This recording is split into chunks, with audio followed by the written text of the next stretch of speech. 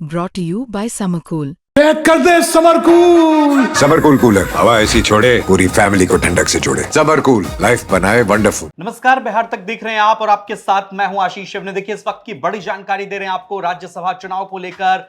आखिरकार एनडीए के 5वें कैंडिडेट का भी ऐलान हो गया है। 5 सीटों पर राज्यसभा के चुनाव होने हैं और इस बात पर सबकी दिलचस्पी थी कि आखिर एनडीए की तरफ से 5वां उम्मीदवार कौन होगा और 5वां उम्मीदवार होंगे उपेंद्र कुशवाहा। जी हां, पार्टी की तरफ से यह बयान आ गया है और आधिकारिक रूप से पार्टी ने उन्हें उम्मीदवार घोषित किया है। एनडीए के उम्मीदवार के तौर पर उपेंद्र कुशवाहा नामांकन दाखिल करेंगे, यानी कि एनडीए की तरफ से 5वां उम्मीदवार उपेंद्र कुशवाहा होंगे। इस बात की घोषणा हो चुकी है। बीजेपी ने अपने 2 उम्मीदवार के नामों का ऐलान कर दिया है। आपको पता है कि नितिन नवीन राज्यसभा जा रहे हैं और साथ ही साथ शिवेश कुमार का नाम भारतीय जनता पार्टी ने घोषित कर दिया है। जेडीयू की तरफ से 2 नाम की घोषणा होनी है और उसके बाद इस बात की दिलचस्पी थी कि आखिर 5वां कैंडिडेट कौन होगा। चूंकि चिराग पासवान ने यह बयान दिया कि 5 सीट पर एनडीए का कब्जा होगा और इसी कड़ी में देखिए, चिराग पासवान के बयान के बाद अब यह बयान सामने आया। पार्टी ने कह दिया, राष्ट्रीय लोक मोर्चा ने यह बयान दे दिया है कि उपेंद्र कुशवाहा जो है वो राज्यसभा के कैंडिडेट होंगे। पार्टी की तरफ से पार्टी प्रवक्ता, प्रदेश प्रवक्ता नितिन भारती की तरफ से प्रेस विज्ञप्ति जारी किया गया, जिसमें यह कहा गया कि एनडीए के शीर्ष नेतृत्व के विचार विमर्श पर उपेंद्र कुशवाहा को प्रत्याशी बनाने का निर्णय लिया गया है। आगामी 5 मार्च को वो नामांकन भरेंगे। ये देखिए, बड़ी जानकारी है और इस दौरान एनडीए के सभी घटक दल के नेता वहां मौजूद रहेंगे, यानी कि 5वें कैंडिडेट उपेंद्र कुशवाहा हो गए हैं। और एक और बड़ी जानकारी आपको दे दें कि उपेंद्र कुशवाहा 2 साल के लिए राज्यसभा गए थे। भारतीय जनता पार्टी ने उन्हें समर्थन दिया था। अब यहां पर जरा गणित समझिए, 41 विधायकों की जरूरत है एक राज्यसभा सीट के लिए। ऐसे में अगर 4 एनडीए के 4 राज्यसभा सीट अगर भर जाते हैं तब भी 38 विधायक एनडीए के पास बचते हैं, यानी कि 3 विधायकों का समर्थन और चाहिए। क्या उपेंद्र कुशवाहा के लिए ये 3 विधायक जुट पाना आसान होगा? क्या उपेंद्र कुशवाहा को असदुद्दीन ओवैसी की पार्टी समर्थन दे देगी या कांग्रेस के विधायक कोई खेल कर देंगे? अगर चलिए आप इतिहास में चलिए जरा, उपेंद्र कुशवाहा और असदुद्दीन ओवैसी एक साथ मिलकर चुनाव भी लड़ चुके हैं। क्या इस राज्यसभा की सीट पर जो 5वीं सीट है, यहां पर उपेंद्र कुशवाहा को असदुद्दीन ओवैसी का साथ मिलेगा, उनके विधायकों का साथ मिलेगा?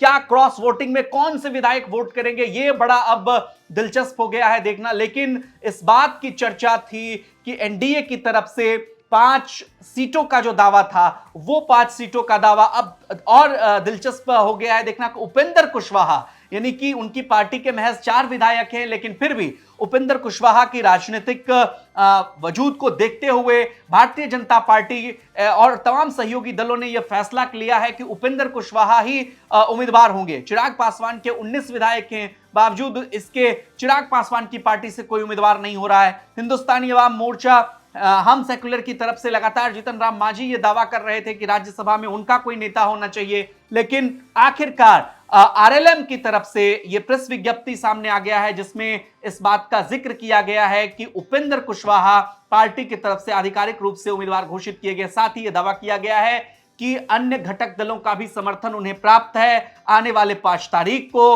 उपेंद्र कुशवाहा नॉमिनेशन भरने जा रहे हैं, यानी कि 5वीं सीट की जो लड़ाई है वो दिलचस्प हो गई है। महागठबंधन में अगर आप देखें तो 35 विधायक महागठबंधन के पास हैं। असदुद्दीन ओवैसी की पार्टी और खास करके बीएसपी के एक विधायक, जिसके बारे में इस बात की खूब चर्चा थी कि आखिर ये किधर जाएंगे, अब निर्णायक भूमिका में ये आगे हैं। 41 विधायकों का समर्थन आखिर किसे प्राप्त होता है इन 5वीं सीट पर? क्या महागठबंधन से कोई प्रत्याशी जिनका नाम सामने आना भी बाकी है वो यहां से बाजी मारेंगे, या फिर उपेंद्र कुशवाहा एक बार फिर से बाजी मारते हुए राज्यसभा जाएंगे? ये लेकिन बड़ी जानकारी है कि उपेंद्र कुशवाहा एनडीए की तरफ से राज्यसभा के उम्मीदवार घोषित कर दिए गए हैं। ना तो चिराग पासवान की पार्टी से उम्मीदवार हैं, ना जीतन राम मांझी की पार्टी से कोई उम्मीदवार है। कुल मिलाकर उपेंद्र कुशवाहा, ये जो सियासी लड़ाई है, अंदर खाने की जो लड़ाई है, यहां वो बाजी मारते हुए, सामंजस्य बिठाते हुए उन्हें उम्मीदवार घोषित किया गया है। उपेंद्र कुशवाहा की उम्मीदवारी पर आप क्या कुछ कहेंगे?